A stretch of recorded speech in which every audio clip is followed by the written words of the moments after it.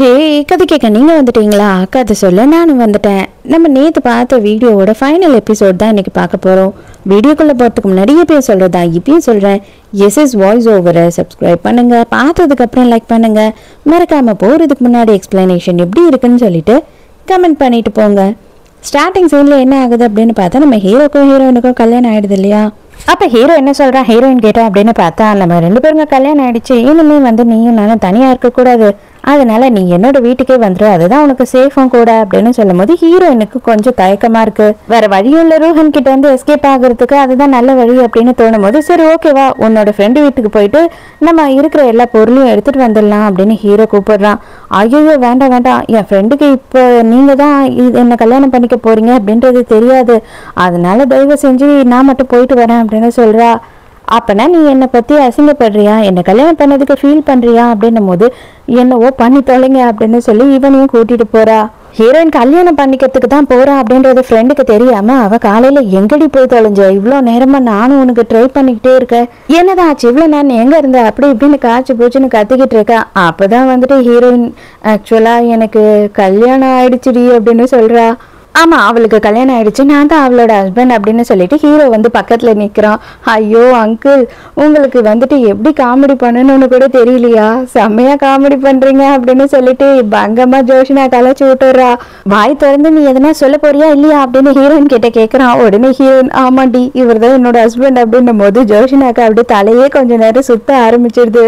அடியே உண்மையாவே நீ சொல்றது உண்மைதானா, நீ உன்னோட பாய் ஃப்ரெண்டோட அப்பாவையே கல்யாணம் பண்ணிக்கிட்டியா, இதெல்லாம் பழைய கால படத்துல தாண்டி நான் பார்த்துருக்கேன், ஆனா இப்ப நீ நேர்லயே பண்ணிட்டு நிக்கிறியே அப்படின்னு சொல்லி கேக்குறா. ஆனா ஒண்ணுடி உன் பாய் ஃப்ரெண்ட் இருக்கானே அவன் முகர கட்டைக்கு இது எவ்வளவோ பெட்டரு, இவர் செம ஹேண்ட்ஸமாவே இருக்காரு அப்படின்னு சொல்லிட்டு 2 பேருமே செம ஜாலியா பேசிக்கிட்டு இருக்காங்க. அந்த டைமுக்கு ஹீரோ பக்கத்துல உட்காந்துக்கிட்டு அவங்க 2 பேரும் என்ன பேசுறாங்க அப்படின்றதையே கவனிச்சுக்கிட்டு இருக்கான். அதோட கிளம்பி 2 பேருமே ஹீரோட வீட்டுக்கு வந்துடுறாங்க. இங்க வந்த உடனே ஹீரோக்கு மனசு கொஞ்சம் கஷ்டமா இருக்கு, கொஞ்சம் வயசானவரை அவ ட்ரீட் பண்ணிட்டா இல்லையா, அதனால அவன் என்ன சொல்றேன்னா என்னோட லுக்கெல்லாம் மாத்திக்கவா, நான் ஹேர் கலரிங் எல்லாம் பண்ணிக்கவா, நான் எப்படி இருக்கணும் சொல்லு, நான் ரொம்ப வயசானவ மாதிரி தெரியறல்ல அப்படின்னும் போது அதெல்லாம் ஒன்றும் பிரச்சனை இல்லை, நீங்க எப்படி இருக்கீங்களோ அப்படியே இருங்க அப்படின்னு சொல்றா. இதை பாரு பாதியில டிவோர்ஸ் பண்ணிட்டு போயிடலாம் அப்படின்ற பிளான் மட்டும் நீ வச்சிருக்க அப்படின்னா அதை இன்னையோட விட்டுடு, எனக்கு அந்த ஐடியாவே கிடையாது, எனக்கு நீதான் ஒய்ஃப், உன் வயிற்றுல வளர்றது தான் என்னோட வாரிசு,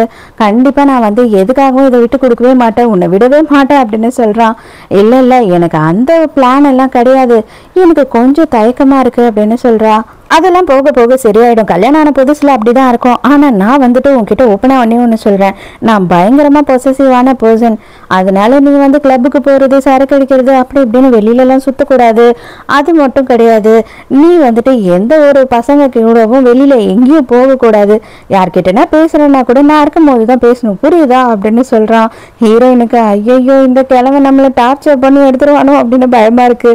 அப்பதான் ரோஹன் ஹீரோயினுக்கு கால் பண்றான். என்ன ஆச்சு அப்படின்னு அவ கேட்கும் போது நான் ஹாஸ்பிட்டல்ல இருக்கேன், நான் கண்டிப்பா இவளுக்கு கூட்டிட்டு போய் அபார்ஷன் பண்ணாம விட மாட்டேன், ஸோ தயவு செஞ்சு எனக்கு ஒரே ஒரு சான்ஸ் கொடு, இன்னைக்கு நானும் அவளும் அபார்ஷன் பண்ணிட்டு உன்னை பாக்குறோம் அப்படின்னு சொல்றான். ஹீரோயின் என்ன சொல்றான்னா இது பாரு இதுக்கு மேல நீ அவளை கஷ்டப்படுத்தணும்னு நினைக்காத, கண்டிப்பா உங்களுக்குள்ள பிரேக்கப்பே ஆனா கூட நான் உன்னை லவ் பண்ண மாட்டேன், எல்லாமே நமக்குள்ள முடிஞ்சிடுச்சு அப்படின்னு சொல்றா. அப்பதான் ஹீரோ என்ன பண்றான் அப்படின்னு பார்த்தா இதை பாருடா சீக்கிரமா என் பையனுக்கு ஃபோன் பண்ணி அப்பாவுக்கு கல்யாணம் ஆயிடுச்சு, அப்பாவும் உங்க சித்தியும் உங்களை பார்க்கணும்னு சொல்றாங்க அப்படின்னு சொல்லி கூப்பிடு அப்படின்னும் போது என்னது நானா சார், இதெல்லாம் நீங்க சொன்னாதான் கரெக்டா இருக்கும், நான் எப்படி சார் அப்படின்னு சொல்லி தயங்குறான். நீ இதுதான் பொண்ணு, அவங்களதான் கல்யாணம் பண்ணியிருக்காங்கலாம் எதுவும் சொல்ல வேண்டாம், கல்யாணம் ஆயிடுச்சு வர சொல்லு அவ்வளவுதான் அப்படின்னு சொல்றான். இங்க வாங்க அதே நேரத்துக்கு கெஞ்சி கட்டிருக்கா, தயவு செஞ்சு என் குழந்தைய ஒன்றும் பண்ணிடாத ப்ளீஸ் அப்படின்னு.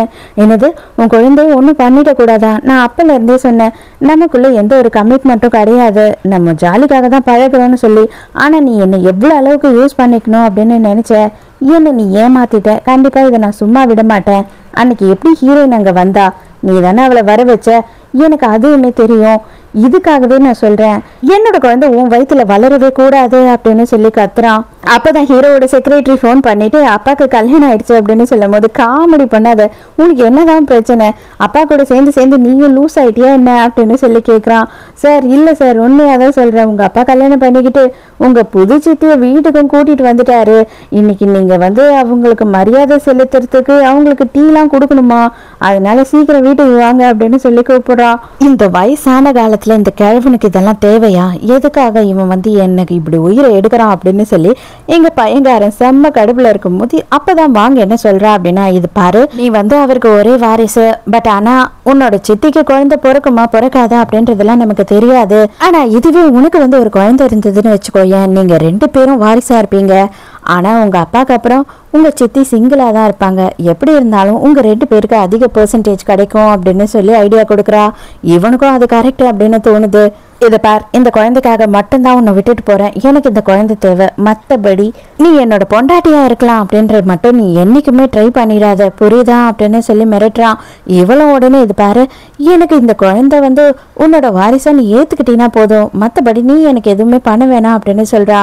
இப்ப போடா, உன்னை கல்யாணம் பண்ணாம விட மாட்டேன் நானு அப்படின்னு சொல்லி இப்ப மனசுக்குள்ள நினைச்சுக்கிறா. ஹீரோயின் ஜோஷ்னா கூட ஷாப்பிங் போறேன் அப்படின்னு சொல்லி சொல்றா. எனது ஷாப்பிங் போறியா, என்கிட்ட ஒரு வார்த்தையும் சொல்லாம நீ பாட்டு தனியா ஷாப்பிங் போறேன்னு சொல்ற அப்படின்னு சொல்லி ஏத்து பக்கத்துல உட்கார வச்சுக்கிறான். ஹீரோயின் பயந்தே போயிடுறா. அதுக்கப்புறமா கார்டு கொடுத்துட்டு, உனக்கு என்ன வேணுமோ வாங்கிக்கோ, உன் ஃப்ரெண்டுக்கு கூட எதனா வேணும்னா வாங்கி கொடு அப்படின்னு சொல்றான்.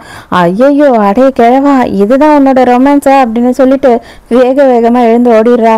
அதை பார்த்த உடனே ஜோஷ்னா கார்டை பார்த்து அவ்வளவுதான் பயங்கரமா வானத்துக்கும் பூமிக்கும் குதிக்க ஆரம்பிச்சிடுறா. அடடா, உனக்குதான் சுகர் டேடியா இருப்பாருன்னு நினைச்சேன், எனக்குமே வாங்கி கொடுக்க சொல்லிட்டாரா, வா வா இந்த கடையே இன்னைக்கு புரட்டி போட்டுடுவோம் அப்படின்னு சொல்லி சந்தோஷப்படுறா. அப்புறம் போய் பார்த்தாதான் தெரியுது, நம்ம வாங்க இருக்கா இல்லையா, அவளுமே பர்ச்சேஸ் பண்றதுக்காக ஷாப்பிங் வந்திருக்கா.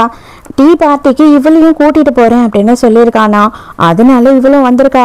இவ இங்க காஸ்ட்லியான பேக் அது இதுன்னு எக்கச்சக்கமா பர்ச்சேஸ் பண்ணிட்டு இருக்கா. இதை பாத்தியா, இங்க இவ்வளவு காஸ்ட்லியான பொருள் தான் இருக்கும், நீங்க 2 பேரும் எதுக்கடி இங்க வந்திருக்கீங்க அப்படின்னு நக்கல் அடிக்கிறா. அதெல்லாம் ஒரு பிரச்சனையும் இல்ல, இந்த கடையே வாங்குற அளவுக்கு இவகிட்ட காசு இருக்கு அப்படின்னு சொல்லி ஜோஷ்னா சொல்றா.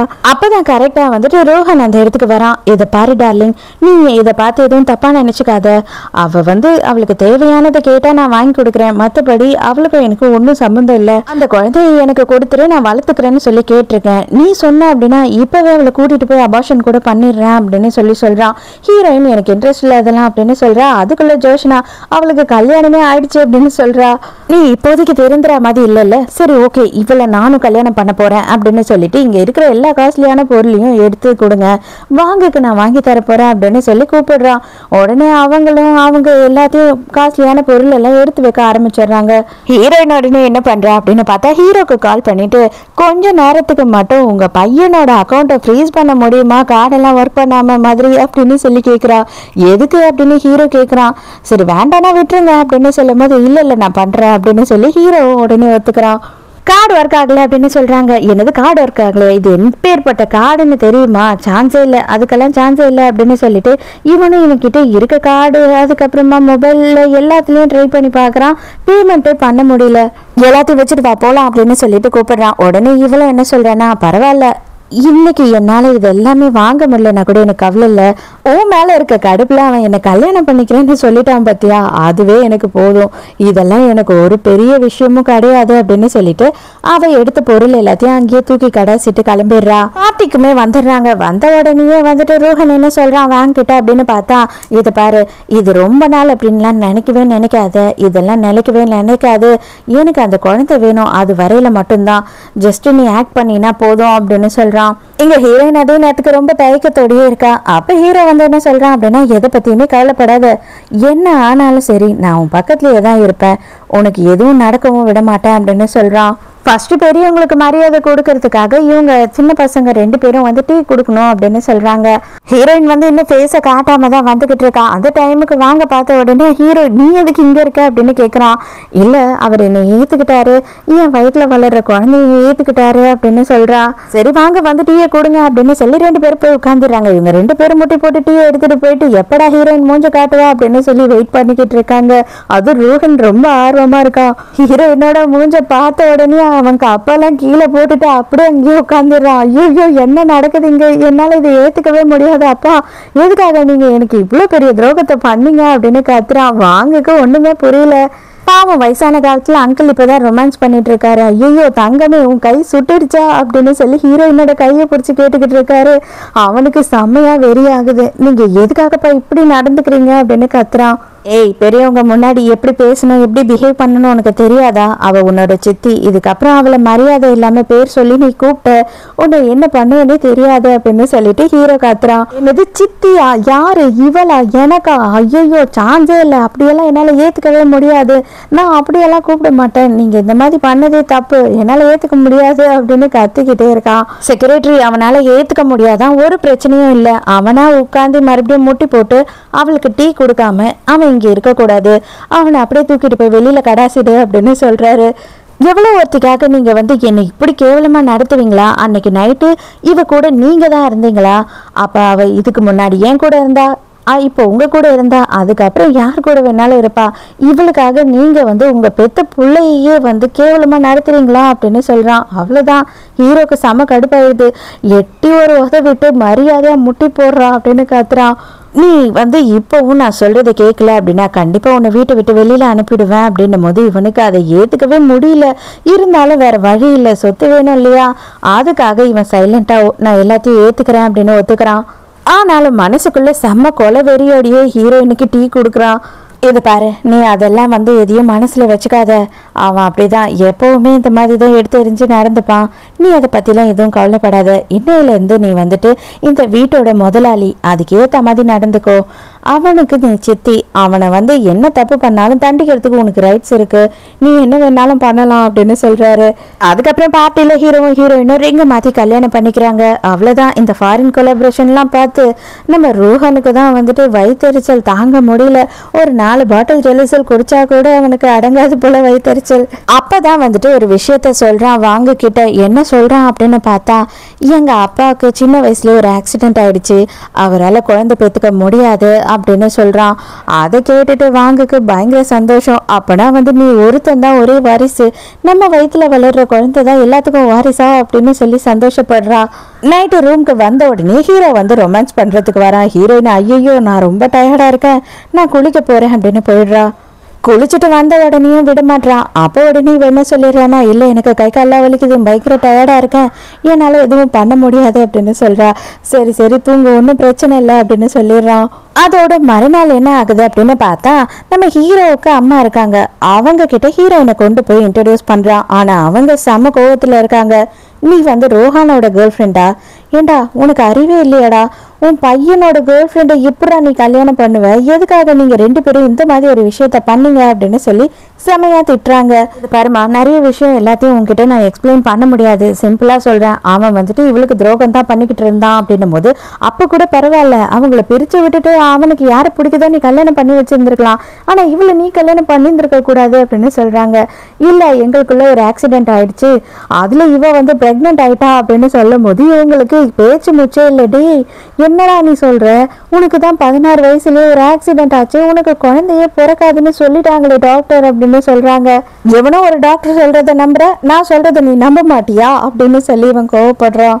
இது உண்மையா இருந்தா உண்மையா நான் சொல்றேன், என்ன மாதிரி சந்தோஷப்படுறதுக்கு யாரும் இல்லப்பா அப்படின்னு சொல்லிட்டு அவங்களுமே ஏத்துக்கிறாங்க ஹீரோயினை. பாட்டிமா அங்கிருந்து போன உடனே ஹீரோயின் எதுக்காக இப்படி ஒரு பொய்ய சொன்னீங்க அப்படின்னு சொல்லி கேட்குறா. எனக்கு தெரியாதுன்னு நினைக்கிறியா? நீ தனியா போய் வாமிட் எடுக்கிறது, நேற்று பூராவும் என்ன நீ அவாய்ட் பண்ணது எல்லாமே எனக்கு தெரியும், என்ன நீ இன்னும் டேஸ்ட் பண்ணல அதுதானே அப்படின்னு சொல்லி கேட்குறான். இப்போவே பண்ணிடுவோம், நான் ஆல்ரெடி வாங்கி வச்சுட்டேன் இதா அப்படின்னு சொல்லி கொடுக்குறான். டென்ஷனா ஹீரோ வெளியில நின்றுட்டு இருக்கான். ஹீரோயின் வந்த உடனே என்ன ஆச்சு அப்படின்னு கேட்குறான். பாசிட்டிவ், நான் பிரெக்னெண்டா தான் இருக்கேன் அப்படின்ன உடனே ஹீரோக்கு பயங்கர சந்தோஷம். ஹீரோயினுக்கு தான் ஃபேஸே சரியில்லை, என்ன ஆச்சு அப்படின்னும் போது நான் காலேஜ் இன்னும் முடிக்கல அப்படின்னு சொல்றா. அதெல்லாம் எதை பத்தியும் நீ கவலைப்படாத, எல்லாத்தையும் நான் பாத்துக்கிறேன், எந்த ஒரு வகையிலையும் உன்னோட படிப்பு தடைப்படாது, குழந்தைய நான் பாத்துக்கிறேன் அப்படின்னு சொல்றான். அவ்வளவுதான். ஹீரோயினை விழுந்து விழுந்து கவனிச்சுக்கிறான். இது பாரு, நீ நல்லா சாப்பிடணும், நீ ஹெல்த்தியா இருக்கணும் அப்படி இப்படின்னு சொல்லி எக்கச்சக்கமா இவளை பார்த்துக்கிட்டு இருக்கான். ஹீரோயின் என்ன கேட்குறான் அப்படின்னு பார்த்தா, இந்த குழந்தை பிறந்துச்சு அப்படின்னா கம்பெனி நீங்க ரோஹானுக்கு கொடுப்பீங்களா குழந்தைக்கு கொடுப்பீங்களா அப்படின்னு சொல்லி கேட்குறா. இது பாரு, அவனுக்கு கொஞ்சமும் பொறுப்பே இல்லை. முதல்ல அவனுக்கு பொறுப்பு வரணும், அதுக்கப்புறம் தான் கம்பெனி அவன்கிட்ட கொடுக்கறத பற்றியே நான் யோசிப்பேன் அப்படின்னு ஹீரோ சொல்லும் போது, அப்போ அவனுக்கு இந்த குழந்தை மேலே வெறுப்பு தானே வரும், நீங்கள் நடந்துக்கிறது தப்பு தானே அப்படின்னு சொல்லி ஹீரோயின் கேட்குறா. உனக்கு அவன் மேலே ரொம்ப வருத்தமாக இருக்கா, அவனை பற்றி இன்னும் ரொம்ப ஃபீல் பண்ணுறியா அப்படின்னு கேட்குறா. அதுக்கு உடனே ஹீரோயின் சொல்கிறா, இது பாரு, என்னோட குழந்தை மேலே யாரும் வெறுப்பை காட்டக்கூடாது, அது ஒன்று மட்டும்தான் எனக்கு தேவை அப்படின்னும் போது ஹீரோ அவனுக்கு எல்லாத்தையும் நம்ம புரிய வைக்கலாம், அவன் திருந்தி வரட்டும், அவனுக்கு கண்டிப்பாக என்ன பண்ணணுமோ அதை நான் பண்ணுவேன் அப்படின்னு ஒத்துக்கிறான். ஹீரோயினுக்கு 21 வயசு ஸ்டார்ட் ஆகிடுச்சு. நேராக அவங்களோட அங்கிள் வீட்டுக்கு போகிறா. அங்கே போனால் அவங்களோட சித்தி பொண்ணும் தான் உட்காந்துக்கிட்டு இருக்காங்க. எனக்கு சேர வேண்டிய எல்லாத்தையும் இன்னைக்கு நான் வாங்கிட்டு தான் இங்கேருந்து போவேன் அப்படின்னு சொல்கிறா. அங்கிள் என்ன சொல்கிறாரு அப்படின்னா, உன்னோட சேஃப்டிக்கு நான் தான் பொறுப்பு, உனக்கு கல்யாணம் ஆயிடுச்சுன்னு சொல்லு, உன் புருஷனை கூட்டிட்டு வா, அதுக்கப்புறம் எல்லாத்தையும் கொடுக்குறேன் அப்படின்னு சொல்கிறாரு. சாரி, காரை பார்க் பண்ணிட்டு வரதுக்கு கொஞ்சம் டைம் ஆயிடுச்சு அப்படின்னு சொல்லிட்டு ஹீரோ அங்கே வந்து நிற்கிறான். எல்லாரும் ஷாக்காக ஹீரோவை பார்க்குறாங்க. என்ன ஆச்சு இது, என்ன பையன் போயிட்டு இப்போ அப்பா வந்திருக்கான்ற மாதிரி எல்லாருக்குமே செம குழப்பமா இருக்கு. அப்பதான் ஹீரோ என்ன சொல்றான் அப்படின்னா, நான் தான் ஹீரோயினை கல்யாணம் பண்ணிருக்கேன் அப்படின்னு சொல்றான். யாராலையும் ஒன்னும் பேச முடியல, ஏன்னா இவன் தான் பயங்கர பெரிய பணக்காரனாச்சு. சித்தியும் சித்தி பொண்ணும் சேர்ந்துக்கிட்டு எதுவும் கொடுக்க முடியாது, நீ தான் இவ்வளவு பெரிய பணக்காரனை கல்யாணம் பண்ணிக்கிட்டல, உனக்கு எதுக்கு இதெல்லாம், எனக்கு ஒரே ஒரு பொண்ணு தான் இருக்கா, அவளுக்கு தான் நான் எல்லாத்தையும் கொடுக்க போறேன் அப்படின்னு சொல்றாங்க. அப்ப ஹீரோயின் என்ன சொல்றான் அப்படின்னா, சின்ன வயசுல இருந்து என்னோட பொருள் எல்லாத்தையும் உங்க பொண்ணுக்கு தான் பிடுங்கி கொடுத்தீங்க, எனக்கு ஒரே ஒரு வேலை தான் சோறு கூட கொடுத்தீங்க, இவ்வளோ கேவலப்படுத்தி தான் என்னை வளர்த்தீங்க, ஆனால் இதுக்கப்புறமும் நான் எதையும் விடுறதா இல்லை, எங்கள் அப்பா அம்மா எனக்காக எது வச்சுட்டு போனாங்களோ அது எனக்காக தான், அதை நான் யாருக்காகவும் விட்டு கொடுக்க மாட்டேன் அப்படின்னு சொல்கிறா. உடனே சித்தி பொண்ணு என்ன பண்ணுறா அப்படின்னு பார்த்தா, ஹீரோயினை அசிங்கமா கெட்ட வார்த்தையை சொல்லி திட்ட ஆரம்பிச்சிடறா. இதுக்கு மேலே நான் சும்மா இருக்க மாட்டேன் அப்படின்னு சொல்லிட்டு ஹீரோயின் பலான்னு ஒன்று கண்ணத்துலேயே வைக்கிறா. ஆனா அங்கிள் என்ன பண்றாரு அப்படின்னு பார்த்தா, நான் உன்னையோ இல்லை என் அண்ணனையோ ஏமாத்தணும்னு என்னைக்குமே நினைச்சது இல்லம்மா, இது எல்லாமே உனக்கு தான், இது உனக்கு சேஃப்டியா இருக்கணும், யாரும் உன்னை ஏமாத்திடக்கூடாதுன்னு மட்டும்தான் நான் நினைச்சேன், இவ்வளோ பெரிய பணக்காரன் உனக்கு புருஷனா இருக்கும் போது இதுக்காக அவன் உன்னை ஏமாத்தவோ உன்னை எந்த வகையிலும் துன்புறுத்தவோ மாட்டான் அப்படின்னு சொல்லிட்டு அதை அவர்கிட்டயே ஒப்படைச்சிடுறாரு. ஆனா சித்திக்கும் சித்தி பொண்ணுக்கும் தான் செம்ம கடுப்பாகுது. அட பாவி மனுஷா, எல்லாத்தையும் எடுத்து கொடுத்துட்டியே, நான் என்ன பண்ணுவேன் அப்படின்னு சொல்லி சித்தி பொண்ணு கதறி எழுதுகிட்டு இருக்கா. நீங்க 2 பேரும் பொம்பளைங்களும் இல்லை மனுஷங்களும் இல்லை, ஏன்னா அந்த சின்ன பொண்ணை அந்த சின்ன வயசுல இருந்து எவ்வளவு கஷ்டப்படுத்திருக்கீங்க, நான் பிஸ்னஸ்னு இருந்ததுனால எனக்கு எதுவுமே தெரியாம போச்சு அப்படின்னு இவர் கத்திக்கிட்டு இருக்காரு. இப்பதான் ஹீரோ கேக்குறான், சின்ன வயசுல இருந்து நீ இந்த அளவுக்கு கஷ்டப்பட்டிருக்கியா அப்படின்னு கேட்கும் போது ஹீரோயின் அப்படியே சைலண்டா இருக்கா. இனிமே உன்னோட லைஃப்ல எந்த ஒரு கஷ்டத்தையும் நீ பார்க்க மாட்ட, உன்னையும் குழந்தைய நல்லபடியா நான் பார்த்துப்பேன் அப்படின்னு சொல்றான். வீட்டுக்கு பார்த்தா வாங்க பிரெக்னெண்டா இருக்கா அப்படின்றதுக்காக வாங்கியும் இங்கேயே தான் நான் கூட்டின்னு வச்சுக்க போறேன் அப்படின்னு சொல்லிட்டு பையன்காரன் ஒத்த காலில் நின்றுக்கிட்டு இருக்கான். சரி என்னவோ பண்ணிட்டு போங்க அப்படின்னு சொல்லி விட்டுடுறாங்க. ஏன்னா ஹீரோவோட அம்மாவும் என்ன சொல்றாங்கன்னா, அவ வயிற்றுல வளர்றது நம்ம வீட்டு வாரிசு தான், அவளையும் நல்லா தான் நம்ம பார்த்துக்கணும் அப்படின்னு சொல்றாங்க. இந்த ப்ரெக்னெண்ட்டாக இருக்கிறது எவ்வளோ ஒரு நல்ல ஃபீல் தெரியுமா, என்ன ரொம்ப கஷ்டமாக இருக்கும், சில விஷயம்லாம் சாப்பிட்டா வாந்தி வரும், உடம்பெல்லாம் வலிக்கும், காலை எடுத்து வச்சு நடக்கவே முடியாது, இருந்தாலுமே அது ஒரு சந்தோஷமான ஃபீல். ஆனால் சிலருக்கு தான் அதெல்லாம் கொடுத்து வைக்குமா இல்லையான்னு தெரியல அப்படின்னு சொல்லிக்கிட்டு இருக்கா. வாங்க, ஏன்னா ஹீரோக்கு குழந்தை பிறக்காது அப்படின்னு சொல்லிட்டான் இல்லையா அவன். அடியே இப்போ எதுக்கடி இதெல்லாம் இவ்வளோ கஷ்டப்பட்டு என்கிட்ட சொல்லிக்கிட்டு இருக்க அப்படின்னு சொல்லி ஹீரோயின் கேட்குறா. இல்லை ஜஸ்ட் சும்மா சொன்னேன் அப்படின்னு சொல்றா. ஆனா எங்க பாட்டி என்ன பண்றாங்க அப்படின்னு பார்த்தா, அப்பாவையும் பிள்ளையும் சமாதானப்படுத்துறாங்க. இனிமே 2 பேருமே சேர்ந்து வேலைக்கு போங்க, 2 பேரும் ஒரு கம்பெனியை நடத்துங்க அப்படின்னு சொல்லிடுறாங்க. உடனே இவனும் பயங்கர சந்தோஷத்துல தேங்க்ஸ் சொல்றான் அவங்க அப்பாக்கு. அதோட எல்லாரும் சேர்ந்து ஒன்னா உட்காந்து சாப்பிட்டுக்கிட்டு இருக்காங்களா. ஹீரோ வேற, இதை சாப்பிட்டியாமா அதை சாப்பிட்டியாமா, தண்ணி குடிச்சியாமா, மாத்திரை போட்டியாமா அப்படின்னு எக்கச்சக்கத்துக்கு கொஞ்சிக்கிட்டு இருக்கான். இதெல்லாம் பார்க்கும்போது பாட்டிக்கு பயங்கர சந்தோஷமா இருக்கு. ஆனா பிள்ளைக்கும் வாங்கக்கும் செம்ம கடுப்பாகுது. டே கிழவா, என்னையா பண்ணிக்கிட்டு இருக்க, நாங்க சின்ன சிறுசுங்க இங்க உட்காந்துக்கிட்டு இருக்கோம், நீ என்னடா வயசான காலத்துல எங்க எதிர்க்கே ரொமான்ஸ் பண்ணிக்கிட்டு இருக்கன்ற மாதிரி வெறித்தனமா பார்த்துக்கிட்டு இருக்காங்க. இப்பதான் பாட்டிமா நம்ம ஹீரோயின் பிரெக்னெண்டா இருக்கா அப்படின்ற மாதிரி கவனிச்சுக்கிறாங்க இல்லையா. நம்ம வாங்க ரோஹனுக்கு செம்ம குழப்பம், என்னடா இது, அதுக்கான சாத்தியக்கூறே கிடையாது, எப்படி அப்படின்னு ரொம்ப டென்ஷன்ல இருக்காங்க. ஹீரோயின் சாப்பிட்டுட்டு பயங்கரமா வாந்தி எடுத்துக்கிட்டு இருக்கா. அவளோட ரூம்ல இருந்து சவுண்ட் கேக்குது, ஹீரோவும் ஹீரோயினும் பேசுறது. இதை எல்லாத்தையும் வாசல்லே நின்று ஒட்டு கேட்டுட்டு இருக்கா. இதை எல்லாத்தையும் நேராக கொண்டு போயிட்டு அவன் கிட்ட சொல்றா, இது பாரு, உண்மையாவே அவ பிரெக்னெண்டா தான் இருக்கா, நீ சொன்னி அதெல்லாம் உண்மையா பொய்யா, எதுக்காக என்கிட்ட அப்படி சொன்ன அப்படின்னும் போது, இது பாரு, பாட்டிமா ஏதோ தப்பா நினைச்சுக்கிட்டு இருக்காங்க, அதே மாதிரி மேபி அவளுமே தப்பா நினைச்சிட்டு இருக்கலாம், இதை வந்து கன்ஃபார்ம் எல்லாம் பண்ணியிருக்க மாட்டாங்க இன்னும் அப்படின்னு சொல்லி அவன் சொல்கிறான். இல்லை எனக்கு தெரியும், அவளோட சிம்டம்ஸ் எல்லாம் பார்க்கும்போது அவள் மூஞ்சி பார்க்கும்போது தெரியுது, எனக்கு லைட்டாக டவுட் இருந்தது, அவள் ப்ரெக்னெண்ட்டாக தான் இருக்கா, இப்போ கூட வாந்தி எடுத்துக்கிட்டு இருக்கா அப்படின்னு சொல்லும்போது இவனுக்கு செம்ம கடுப்பாகுது. இது பார், இப்போதைக்கு என்ன நம்பி பாட்டியும் அப்பாவும் வந்துட்டு ஒரு கம்பெனியே ஒப்படைச்சிருக்காங்க, அதனால நான் வந்து ஹார்ட் ஒர்க் பண்ண போகிறேன். ஹார்ட் ஒர்க் பண்ணேன் அப்படின்னா கண்டிப்பாக அந்த கம்பெனி எனக்கே கொடுத்துருவாங்க, அதுக்கப்புறம் மற்ற எதை பற்றியும் எனக்கு கவலை கிடையாது அப்படின்னு சொல்கிறான். அதே நேரத்துக்கு இங்கே ஹீரோயினை காட்டுறாங்க. அப்போ ஹீரோயின் என்ன சொல்கிறான் அப்படின்னா, நீ சொன்ன மாதிரி ரோஹனுக்கு ஒரு கம்பெனியே கொடுத்துட்டோம், அவன் நல்லபடியாக திறமையா அந்த கம்பெனியை மட்டும் வழி நடத்தினாவே போதும், அது ஒரு நல்ல சூப்பரான ஒரு கம்பெனியை தான் கொடுத்துருக்கோம் அப்படின்னு எல்லாம் ஹீரோயின் கிட்ட சொல்லிக்கிட்டு இருக்கான். அதோட அப்பாவும் பிள்ளையும் காலையிலேயே வந்துட்டு பொண்டாட்டிங்களை இங்கே வீட்லேயே பாட்டிக்கிட்ட விட்டுட்டு ஆஃபீஸ்க்கு கிளம்பி போயிடுறாங்க.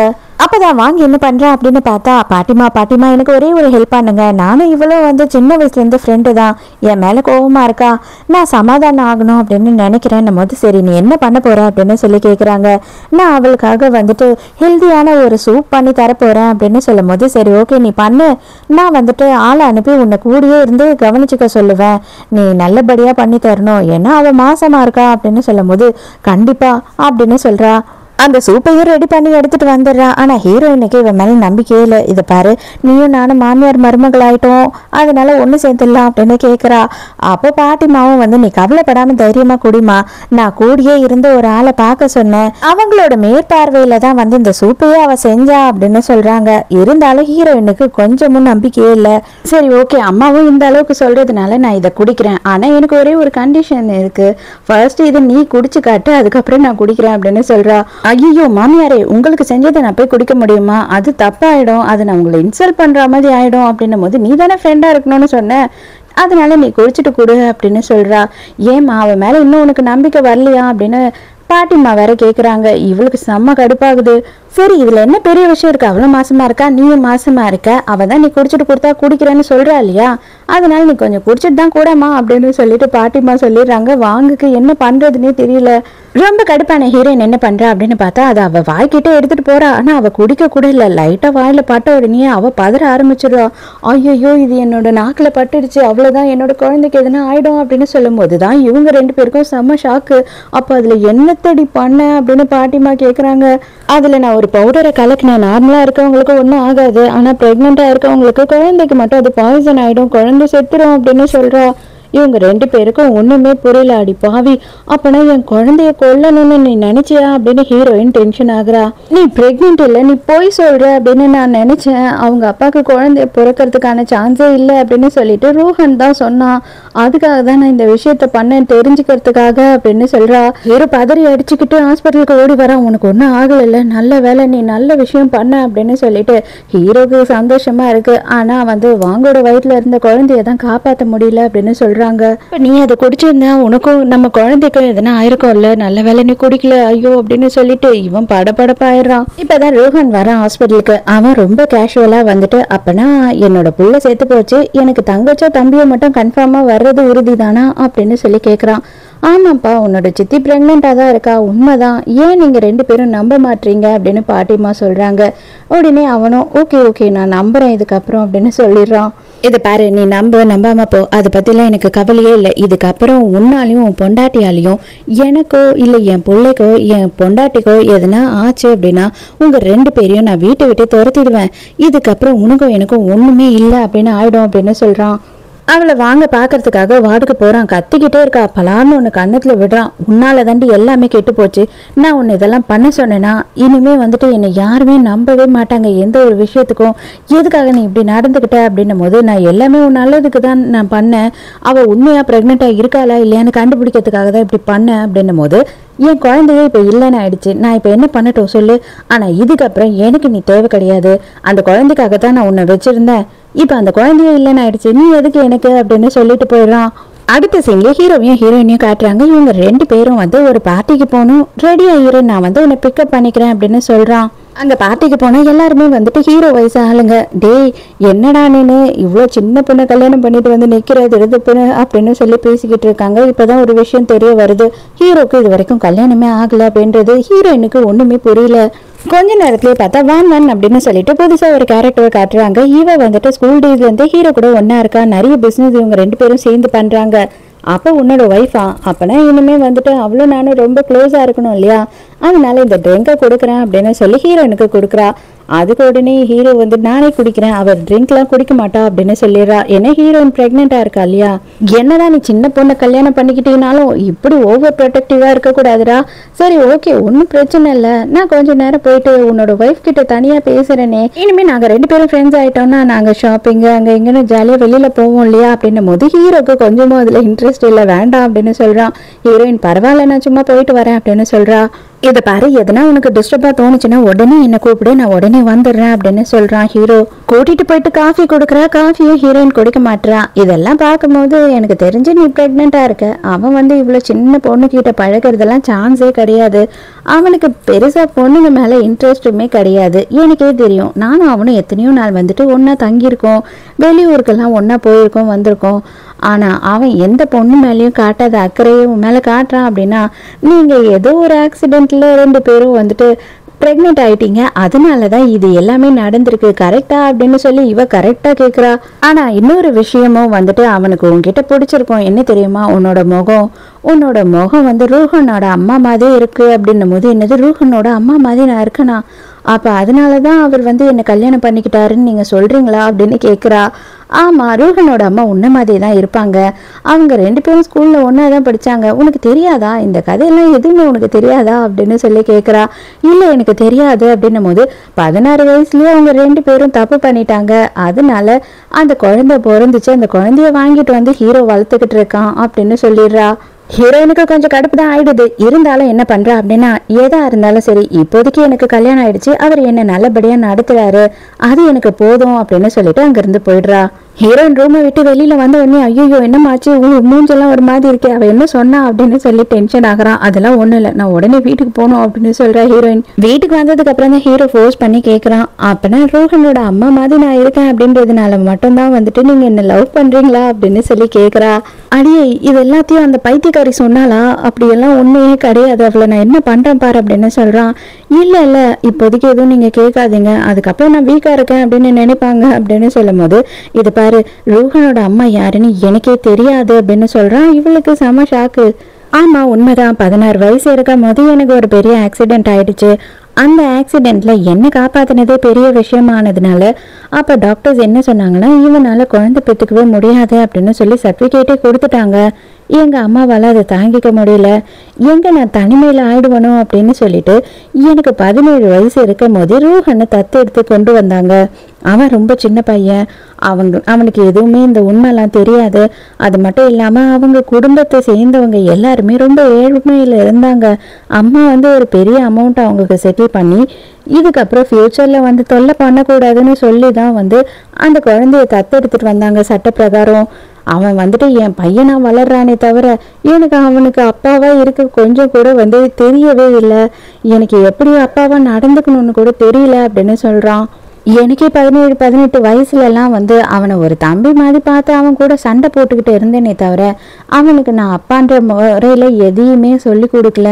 நான் வந்துட்டு அவனை இப்போ திருத்தணும் அப்படின்னு நினைக்கிறேன் அப்படின்னு சொல்கிறான். அப்பனா வந்துட்டு அவர் உங்களோட பையனே இல்லையா அப்படின்னு சொல்லி ஹீரோயின் இப்போ தான் கேட்குறா. எனக்கு இது வரைக்கும் கேர்ள் ஃப்ரெண்டும் இல்லை, கல்யாணமும் ஆகலை, 16 வயசு வரைக்கும் படிப்புன்னு படிச்சுக்கிட்டே இருந்தேன், காலேஜ் போகும்போது கேர்ள் ஃப்ரெண்ட்லாம் வச்சுக்கலாம் அப்படின்னு வெயிட் பண்ணேன். ஆனால் இந்த மாதிரி ஆயிடுச்சு. அந்த மன வருத்தத்திலேயே வந்து நான் யார்கிட்டையும் பொம்பளை பசங்க கிட்ட அவ்வளோவா பழகவே மாட்டேன் சின்ன வயசுல இருந்தே. ஆனால் உன்னை பார்த்ததுக்கு அப்புறம் எனக்கு வந்து ஏன் பிடிச்சதுன்னு எனக்கே தெரியல அப்படின்னு சொல்கிறான். அப்பதான் வான்வான் கால் பண்றா. அவ கால் பண்ணிட்டு என்ன சொல்றான் அப்படின்னு பார்த்தா, அவன் பொண்டாட்டியை நல்லா குழப்பி விட்டுருக்கேன், அவளுக்கு உன்னை ரொம்ப பிடிச்சிருக்கா இல்லையான்னு டெஸ்ட் பண்றதுக்காக தான் இதெல்லாம் பண்ண அப்படின்னும் போது, அடியே அதுக்குன்னு என்னென்ன சொல்லணும்னு இல்லையா, அவ பயந்து போயிட்டா, எதோ நீ உனக்கு கற்பனைக்கு தோணுனதெல்லாம் சொல்லி வச்சிருக்க அப்படின்னு திட்டுறான். இவ்வளவு வாட்டியும் வந்து இத்தனை நாளுமே நான் வந்துட்டு உன்னை எனக்கு பிடிச்சிருக்குன்னு நிறைய வாட்டி சொல்லிட்டேன், ஆனா இது வரைக்கும் ஒரு வாட்டி கூட நீ சொல்லவே இல்லை அப்படின்னு ஹீரோ கேட்கிறான். சரி நீ இப்போ எதுவும் சொல்ல வேண்டாம், நீ இப்போ போயிட்டு ரெஸ்ட் அப்படின்னு சொல்லிடுறான். அவ சைலண்டாவே இருக்கிறதுனால. அதே நேரத்துக்கு ஆபீஸ்ல ரோஹனை காட்டுறாங்க. அங்க யாரோ ஒருத்தன் வந்துட்டு நான் தான் ரோஹனோட அண்ணன் அப்படின்னு சொல்லிக்கிட்டு இருக்கான்னு சொல்லி அவனை கூட்டிட்டு வராங்க.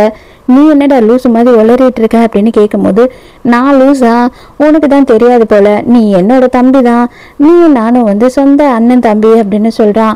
எனக்கு அண்ணன் தம்பிலாம் யாருமே இல்லை அப்படின்னு ரூஹன் சொல்லும் போது, அப்பதான் இவன் எல்லாம் உண்மையை சொல்றான். அம்மாவே இப்ப சாகும்போது தான் எல்லாம் உண்மையை என்கிட்ட சொல்லிச்சு. உன்னை வந்து பெரிய பணக்கார வீட்டுக்கு தத்து கொடுத்துட்டேன்னு சொல்லிட்டு அதை சொல்லிட்டு அந்த கேள்வியும் வந்து செத்து போச்சு. உன்னை கண்டுபிடிக்கிறதுக்கு நான் எவ்வளவு கஷ்டப்பட்டேன் தெரியுமா? நீ இந்த குடும்பத்தோட வாரிசே கிடையாது. அதனால நீ என்ன பண்ற அப்படின்னா எனக்கு வந்துட்டு ஒரு லம்பா அமௌண்ட்டை செட்டில் பண்ணி அனுப்பிடு. நான் அதுக்கப்புறம் உன்னை டிஸ்டர்ப் பண்ண மாட்டேன் அப்படின்னு சொல்றான். இவனுக்கு செம கடுப்பாகுது. என்னடா பைத்தியக்கார மாதிரி ஏதோ உளறிக்கிட்டு இருக்காருன்னும் போது நம்ம மூஞ்ச பார்த்தாவே தெரியலையா நீயும் நானும் அண்ணன் தம்பின்னு நம்ம 2 பேரோட மூஞ்சும் கிட்டத்தட்ட ஒரே மாதிரி இருக்கு பாரு அப்படின்னு சொல்றான் அண்ணங்காரன். செக்ரட்டரியை கூப்பிட்டு இவனை தூக்கி வெளியில போட சொல்லும் போது அவ்வளவுதானே, எதுக்காக நீ இவ்வளவு டென்ஷன் ஆகுற? நான் என்னோட முடியை தந்துட்டு போறேன். உனக்கும் எனக்கும் டெஸ்ட் எடு. இப்போ உங்க அப்பான்னு சொல்லிட்டு இருக்கான் இல்லையா, உனக்கும் கூட டெஸ்ட் எடு. எதுல வந்துட்டு 99% வந்து கரெக்டா இருக்குன்னு நம்மளே பார்த்து தெரிஞ்சுக்கலாம் அப்படின்னு சொல்றான். கடைசியா டெஸ்ட் எடுத்துறான். டெஸ்ட் எடுத்த உடனே அவன் சொன்னதுதான் உண்மை அப்படின்னு இப்பதான் ரோஹனுக்கு தெரிய வருது. அப்பனா வந்துட்டு இவங்களோட உண்மையான பையன் இல்ல. கூடிய சீக்கிரமே குழந்தை பிறந்துச்சு அப்படின்னா நம்மள ஒண்ணும் இல்லாம நடு தெருவில் நிக்க வச்சிருவாங்க. இது நடக்கவே கூடாது அப்படின்னு சொல்லி பிளான் பண்ண ஆரம்பிக்கிறான். இப்பதான் ஹீரோ செக்ரட்டரி கிட்ட என்ன சொல்லிட்டு இருக்கான் அப்படின்னு பார்த்தா இப்பதான் ரோஹன் வந்துட்டு ஹார்ட் ஒர்க் பண்ண ஆரம்பிச்சிருக்கான். எனக்கே வந்துட்டு அவனை பார்க்கும் போது கொஞ்சம் பிடிச்சுதான் இருக்கு. நல்ல வேலை செய்யறான். அந்த கம்பெனியோட ஷேர்ஸ் எல்லாத்தையும் அவன் மேல டிரான்ஸ்ஃபர் பண்றதுக்கு எல்லா ஃபார்மாலிட்டியும் ரெடி பண்ணுங்க அப்படின்னு சொல்றான். அதோட ஹீரோவும் செக்ரட்டரியும் வந்து கார்ல போயிட்டு இருக்காங்க வீட்டுக்கு. பார்த்தா பிரேக் வந்து பிடிக்கல. ஐயோ பிரேக் பிடிக்கல அப்படின்னு கத்துறான். அடுத்த செகண்டே வந்து ஆக்சிடென்ட் ஆகுது. ஹீரோயின் பதறி அடிச்சுக்கிட்டு ஹாஸ்பிட்டலுக்கு ஓடி வரா. அப்பதான் செக்ரட்டரி நடந்த எல்லா விஷயத்தையும் சொல்றான். ஹீரோ எங்க அப்படின்னு கேட்கும் போது இன்னமும் வந்துட்டு எமர்ஜென்சில தான் இருக்காரு அப்படின்னு சொல்றான். அப்பனா அந்த பிரேக் எப்படி தானா ஃபெயிலியர் ஆகும், அதை ஃபர்ஸ்ட் என்னன்னு செக் பண்ண அப்படின்னு சொல்லி ஹீரோயின் கேட்குறா. இப்பதான் என்ன பண்றான் ரோஹன் அப்படின்னு பார்த்தா ஹீரோயின் கிட்ட வரான். இதை பாரு, நடந்ததெல்லாம் நடந்து போச்சு. எனக்கும் எங்க அப்பாவுக்கும் எந்த சம்பந்தமும் கிடையாது. எந்த ஒரு வகையிலையும் நாங்க வந்து ரத்த பந்தம் கிடையாது. அதனால ஒரு பிரச்சனையும் இல்லை. இந்த குழந்தைய நான் பாத்துக்கிறேன், நீ ஏன் கூட வந்துரு அப்படின்னு சொல்றான். அடே உனக்கு என்ன தைரியம் தான் இந்த கேள்வி கேட்டிருப்ப, இப்பதான் போய் தக்லீஃப் பார்த்துட்டு வந்தியா அப்படின்ற மாதிரி நமக்கு தோணிக்கிட்டு இருக்கோம். ஹீரோயினா பிடிச்ச அசிங்கமா திட்டுறா. இது பாரு, உன் வயிற்றுல வளர்ற இந்த குழந்தை மட்டும்தான் வந்து அந்த குடும்பத்தோட ஒரே வாரிசு. அவன் கண்டிப்பா எழுந்துக்க மாட்டான், அவன் செத்து போயிடுவான். இந்த ஒரு வாரிசை வச்சு நம்ம எல்லா சொத்தையும் அபகரிச்சிடலாம் அப்படின்னு சொல்றான். என்னால முடியவே முடியாது. நான் வந்து எனக்கும் என் புருஷனுக்கும் பிறக்க போற இந்த குழந்தைய எந்த வகையிலும் உன்கிட்ட கொடுக்க மாட்டேன்டா, அவர் எழுந்துப்பாரு அப்படின்னு சொல்லி கத்துறா. செக்ரட்டரி எல்லா உண்மையும் கண்டுபிடிச்சிடறான். நேரா ரோஹனை பாக்குறதுக்காக வரான். அது மட்டும் இல்லாம ஆளுங்களையும் கூட்டிட்டு வந்து இவனை வளைச்சு பிடிச்சிடுறான். ஹீரோயின் ஹீரோ பக்கத்துல போய் உட்காந்துக்கிட்டு பயங்கரமா ஃபீல் பண்ணி அழுதுகிட்டு இருக்கா. நீங்க அவ்வளோ கேட்டும் வந்து நான் ஒரு வாட்டி கூட உங்களை எனக்கு ரொம்ப பிடிக்கும்னு சொல்லவே இல்லை. நான் பெரிய தப்பு பண்ணிட்டேன், தயவு செஞ்சு எழுந்துருங்க, நான் வந்து உங்க முகத்தை பார்த்து அதை சொல்லணும் அப்படின்னு சொல்றா. அதோட மறுநாள் காலையில ஹீரோயின் தூங்கிட்டு இருக்கா. ஹீரோ அதுக்கு முன்னாடியே எழுந்துடுறான். ஹீரோவை பார்த்த உடனே அவளுக்கு பயங்கர சந்தோஷமாயிடுது. அப்ப ஹீரோ என்ன சொல்றான் அப்படின்னு பார்த்தா, நீ வந்துட்டு நேற்று நைட்டெல்லாம் என்கிட்ட ஏதோ சொன்ன மாதிரி எனக்கு தோணுச்சு, அது கனவா இல்ல உண்மையானு எனக்கு தெரியல, டைரக்டா என்கிட்டயும் நீ சொல்லலாம்ல அப்படின்னு கேட்கறான். ஒரு வேலை படுக்கையா நான் கோமாலியே இருந்தா மட்டும்தான் என்கிட்ட நீ இதெல்லாம் சொல்லுவியா, நான் முடிச்சுக்கிட்டு இருந்தா சொல்ல மாட்டியா அப்படின்னு சொல்லி கேட்கறான். அப்போ உடனே ஐயோ இந்த மாதிரி எல்லாம் பேசாதீங்க, நீங்க என்ன முட்டாளா, எதுக்காக இப்படிலாம் பேசுறீங்க, எனக்கு உங்களை ரொம்ப பிடிக்கும், ஐ லவ் யூ அப்படின்னு சொல்லிடுறா. பார்த்தேன் அதான் எனக்கு தெரியுமே, சிசிடிவி கேமரால எல்லாமே ரெக்கார்ட் ஆயிருந்தது. ரோஹன் கிட்ட வந்து எனக்காகவும் குழந்தைக்காகவும் பயங்கரமா சண்டை போட்டுட்டு இருந்தியாமே, செக்ரட்டரி எல்லாத்தையும் எடுத்து எனக்கு அனுப்புனா அப்படின்னு சொல்லும் போது நீங்க இது எல்லாத்தையும் பார்த்துட்டீங்களா அப்படின்னு கேட்குறா. ஆமா எனக்கு உங்களை ரொம்ப பிடிச்சிருக்கு, இப்போ என்ன அப்படின்னு சொல்லிட்டு கிஸ் பண்ணிடுறா. அதோட ஹாஸ்பிட்டல்ல இருந்து ஹீரோவும் டிஸ்சார்ஜ் ஆகி வீட்டுக்கு வந்துடுறான். ரோஹனையும் ஹீரோ எதிர்க்க கூட்டிட்டு வராங்க. கூட்டிட்டு வந்த உடனே ஆமா இப்ப நான் தப்பு பண்ணிட்டேன் தான், நான் இல்லைன்னு சொல்லல, அதுக்குன்னு சொல்லிட்டு உங்களுக்கு எனக்கு ஒண்ணுமே இல்லை, இந்த குடும்பத்துக்கு எனக்கு ஒண்ணுமே இல்லை அப்படின்னு சொல்லிட்டு எல்லாத்தையும் ஒழிச்சு கட்டிடலான்னு பாக்குறீங்களா என்ன, நான் அந்த மாதிரி எல்லாம் போக மாட்டேன், நான் மன்னிப்பு கேட்குறேன், நான் இதுவரையில உங்க பையனா தான் வளர்ந்தேன், இனிமேல் உங்க பையனா தான் இருப்பேன் அப்படின்னு சொல்றான். ஹீரோ இதெல்லாம் சரிப்பட்டே வராது, எப்ப என்னையே கொலை பண்ற அளவு நீ துணிஞ்சியோ இதுக்கப்புறமும் நீ வந்து ஜெயிலுக்கு போகாம திருந்த மாட்டேன் அப்படின்னு சொல்லிடுறான். இவ்வளவு நேரம் நக்கலா பேசினவன் இப்ப மொட்டி போட்டு கெஞ்ச ஆரம்பிச்சிடறான். என்னை இப்படி விட்டுட்டீங்கன்னா நான் என்ன பண்ணுவேன், நீங்க தானே என்னை தத்தெடுத்து வளர்த்தீங்க, இப்போ என்ன ஜெயிலுக்கு அனுப்புறேன்னு சொல்றீங்களே அப்படின்னு சொல்லி கதறான். நீ பண்ண தப்புக்கு எல்லாத்தையும் தண்டனையை அனுபவிச்சுட்டு வெளியில வா, திருந்தி வா, அதுக்கப்புறம் நான் பாத்துக்கிறேன் உன்ன அப்படின்னு சொல்லிட்டு அவனை ஜெயிலுக்கு அனுப்பிடுறாங்க. அப்படி கொஞ்ச நாள் கழிச்சு காட்டுறாங்க ஹீரோயினுக்கு டெலிவரி பெயின் வந்துடுது சடனா. ஹீரோக்கும் ஹீரோயினுக்கு அழகான ஒரு பொண்ணு குழந்தை பிறந்தது. அப்ப பாட்டிமா என்ன சொல்றாங்கன்னா, இதுக்கப்புறம் இதை பத்தி கவலைப்படாதீங்க, இந்த குழந்தைய நான் பாத்துக்கிறேன், நீ போய் படிக்கிற வேலையை பாரு, நீ போய் வேலையை பாரு அப்படின்னு சொல்றாங்க. ஹீரோவும் ஹீரோயினும் ரொம்ப சந்தோஷமா இருக்காங்க. இதோட ஹாப்பி எண்டிங்கா இந்த டிராமா முடியுது. இந்த டிராமால கருத்தெல்லாம் ஒன்றும் இல்லைங்க, சும்மா ஜாலியாக பாருங்க, அப்படியே மறந்துடுங்க. ஸோ நாளைக்கு மறக்காம கதை கேட்க வந்துருங்க, நானும் மறக்காம கதை சொல்ல வந்துடுறேன். பாய்.